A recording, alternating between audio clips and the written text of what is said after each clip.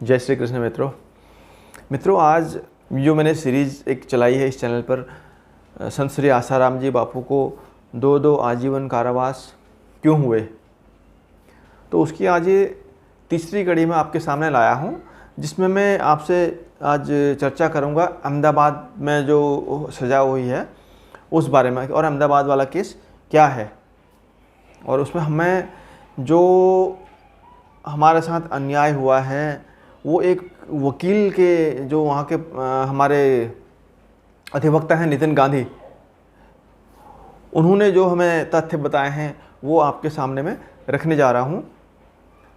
तो मित्रों ये जो अहमदाबाद वाला मामला है उसमें शिकायतकर्ता का कहना है कि सन 2001 में उनके साथ गलत कार्य हुआ, और लेकिन उन्होंने इसकी शिकायत कब की है 2013 में जाके, जबकि बापूजी के विरुद्ध बहुत बड़ा षड्यंत्र रचा जा चुका था और उस समय उन्होंने इसकी शिकायत दर्ज कराए 12 वर्ष बाद। ये सबसे पहला बिंदु है जिस पर हमें विचार करना है कि 12 वर्ष बाद शिकायत में जो आरोपी है उसके पास अपने आप को निरपराध सिद्ध करने के लिए क्या है। तो शिकायतकर्ता का ये कहना है कि 2001 में उनको वक्ता बनाने के लिए बापूजी के पास ले जाया गया और वो दिन था गुरु पूर्णिमा का। 2001 की गुरु पूर्णिमा जुलाई में पड़ी थी, लेकिन वास्तविकता ये है कि 2001 में जब भुज में भूकंप आया था जनवरी में, तो जनवरी के महीने में भुज के भूकंप आने के बाद ये शिकायतकर्ता वहाँ पे अपने प्रवचन देने गई थी, और वो घटना बता रही कब की, जुलाई की।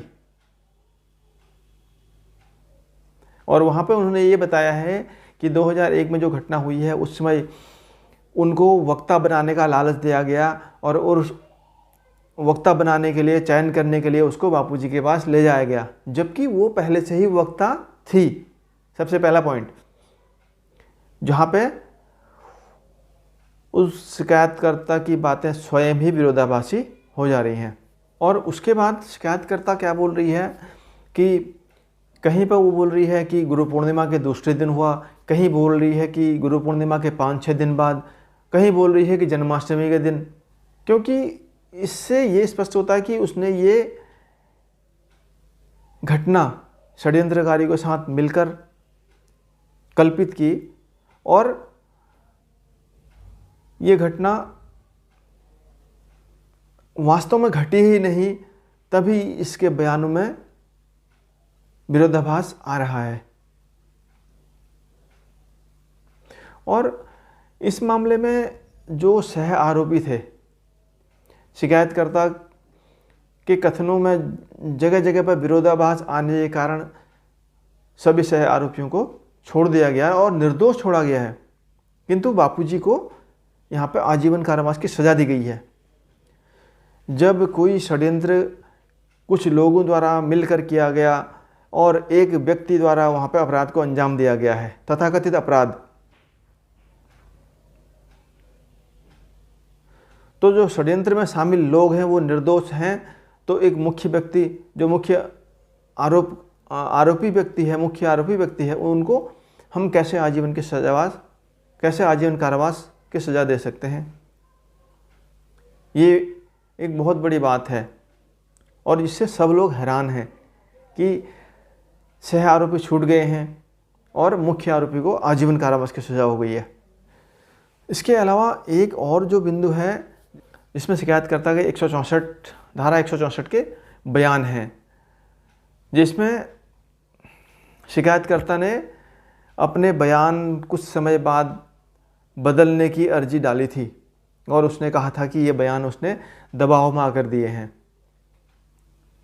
किंतु उसको ये इजाज़त नहीं दी गई है। और उसने स्पष्ट उसमें लिखा हुआ है कि उसने अपनी शिकायत में जैसा लिखा है वास्तव में वैसा किसी भी आरोपी ने कुछ नहीं किया, अतः वह फिर से बयान देना चाहती है, लेकिन वहाँ पर उसको बयान बदलने नहीं दिए गए। उसके अलावा जो अगला बिंदु था यहाँ पे कि महिला की सगी बहन ने अदालत में बताया कि मैं सपरिवार गुरु पूर्णिमा व दिवाली पर अहमदाबाद आश्रम जाती थी। मैं व मेरी माँ बहन के साथ महिला आश्रम में रुकती थी। हम उसको घर चलने के लिए कहते थे, लेकिन वो मना करती थी। और यदि शिकायतकर्ता के अनुसार, कथन अनुसार ऐसी कोई अवांछित घटना हुई होती तो उसकी माँ और बहन उसके साथ थी, तो उनके साथ आराम से वो घर जा सकती थी। और घर जाने के अलावा वो अपनी माँ और बहन को तब भी बता सकती थी, किंतु ऐसा कुछ भी नहीं हुआ है। और उसकी तथाकथित घटना के बाद वो कई वर्षों तक आश्रम में रही और जगह जगह जाकर सत्संग प्रवचन करती रही थी। और इस दौरान वो अपने घर भी जाया करती थी। अगर ऐसा कुछ हुआ होता तो वो अपने घर से वापस क्यों आती? तो यहाँ पर एक प्रश्न और उठता है कि उसने ऐसा क्यों किया।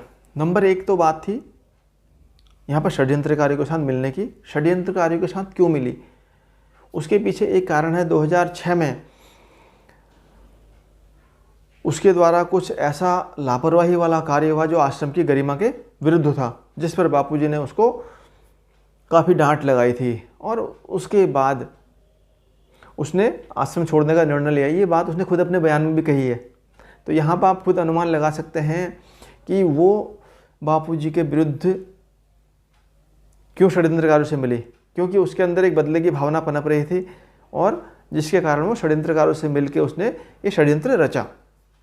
और जो षड्यंत्रकारों से मिली भगत वाली बात आपको मैं बता रहा हूँ, इसके पीछे एक साक्ष्य ये है कि एक महिला ने साईं जी के ऊपर आरोप लगाया था और उसके पति ने, और उसने दोनों ने मिलकर आरोप लगाया था। तो ये महिला उस पति पत्नी से भी जाकर मिली जो कि इंदौर के थे।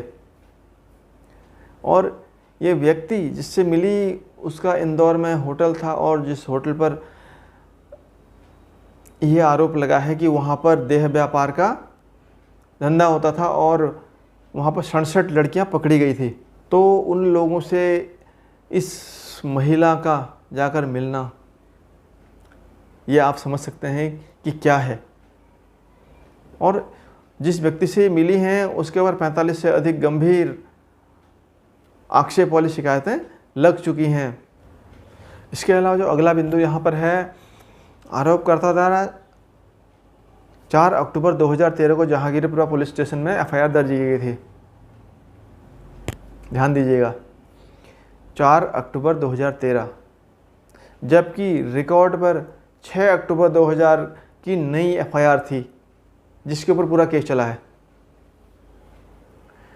तो जो 4/10/2013 की शिकायत थी वो पुलिस ने क्यों दबाई? इससे स्पष्ट हो जाता है कि बापूजी को फंसाने के लिए 6 तारीख को एक ड्राफ्टेड कंप्लेंट तैयार की गई थी। इसके अलावा जो अगला बिंदु है, उस बिंदु में महिला, आरोपकर्ता जो महिला है, उसका कहना है कि कथित घटना के दिन उसको और एक अन्य महिला को बापूजी के पास ले जाया गया, और जिस अन्य महिला का वो नाम ले रही है, साथी महिला, उसने पुलिस जांच के दौरान बताया कि वो कभी बापूजी से मिली नहीं है। उसका ये कहना है कि मैं आज तक कभी बापूजी से मिली नहीं, बापूजी के पास नहीं गई हूँ। आरोपकर्ती ने मेरे बारे में जो बयान दिया वह सरासर झूठा है। ये आरोपकर्ता जो महिला है उसने जिस महिला का नाम लेकर कहा कि वो महिला मेरे साथ बापूजी के पास गई थी, ये उसका बयान है। शिकायतकर्ता जो महिला है उसने बताया है कि यहाँ पर 2007 में जब मैंने आश्रम छोड़ने का निर्णय लिया तो मेरी एक सहेली ने आश्रम से भागने में मेरी मदद की,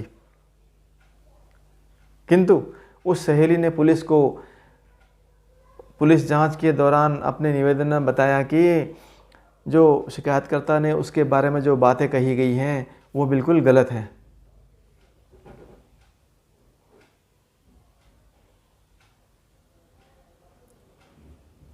और ये दोनों महिलाओं का जिनका मैंने जिक्र किया है आपसे, एक जिसको वो कह रही है कि उस महिला और शिकायतकर्ता दोनों को बापूजी के पास वक्ता बनने के लिए चयन हेतु ले जाया गया, और दूसरी महिला वो जिस पर वो कहती है कि उसने मेरे को आश्रम से भागने में मदद की। इन दोनों महिलाओं ने पुलिस को अपना एफिडेविट देकर ये कहा है, ये जानकारी दी है। और ये दोनों महिलाएं हैं, शिकायत के हिसाब से दोनों महिलाएं मुख्य गवाह हैं। लेकिन ये आश्चर्य की बात है, यहाँ पर इन दोनों को पुलिस ने अदालत में जो है साक्षी नहीं बनाया, और जांच अधिकारी ने यह स्वीकार किया कि दोनों महिलाओं का बयान महत्वपूर्ण थे पर अदालत के समक्ष पेश नहीं किया गया। लेकिन उन्होंने पेश नहीं करने का कोई ठोस कारण अदालत को नहीं बताया, और इस तरह से इस केस के जो मूल को टच करने वाले इम्पोर्टेंट फैक्ट्स थे उनको दबा दिया गया है। अभियोजन पक्ष के ऊपर अपना केस शंका रहित सिद्ध करने की जिम्मेदारी होती है। जब घटनाक्रम की कड़ियाँ ही नहीं जुड़ती हों तो केस को शंका रहित सिद्ध कैसे माना जा सकता है। और यहाँ पर जो सज़ा हुई है उसके पीछे केवल एक ही आधार माना गया है कि जो महिला के बयान हैं वो सही है। बस इस आधार पर बापूजी को आजीवन कारावास की सज़ा दे दी गई है। ये जो भी मैं अभी तक ये बिंदु उठाए हैं, ये मैं कोई हवा में बात नहीं की है। ये मैंने हमारे केस के जो वकील हैं जिन्होंने हमारा केस लड़ा है उनके बयानों के आधार पर मैं सब कुछ आपको बता रहा हूँ, क्योंकि उन्होंने पूरा केस लड़ा है इतने वर्षों तक और उनके सामने सारे तथ्य हैं। तो अगले कड़ी में मैं आपको मीडिया के पूरे रोल के बारे में बताऊंगा कि अभी तक संत श्री आसाराम जी बापू को बदनाम करने के लिए मीडिया ने किस तरह से अपनी भूमिका निभाई, क्या भूमिका निभाई, वो मैं अगली कड़ी में आपके सामने पेश करूंगा, जिसके पीछे प्रिंट मीडिया भी सम्मिलित है। खाली इलेक्ट्रॉनिक मीडिया ही नहीं है, इसके पीछे प्रिंट मीडिया भी है। और प्रिंट मीडिया को यहाँ पर हमने कैसे बेनकाब किया है वो मैं आपको अगली कड़ी में दिखाऊंगा कि प्रिंट मीडिया कैसे पैसे लेकर किस तरह से खबरों को छापता है, जिसके पीछे केवल एक ही उद्देश्य था, बापूजी को बदनाम करना, उनकी छवि समाज में धूमिल करना। तो तब तक के लिए हमारे चैनल पर बने रहिए और इस जानकारी को हो सके तो आगे साझा कीजिए। धन्यवाद। जय श्री कृष्ण।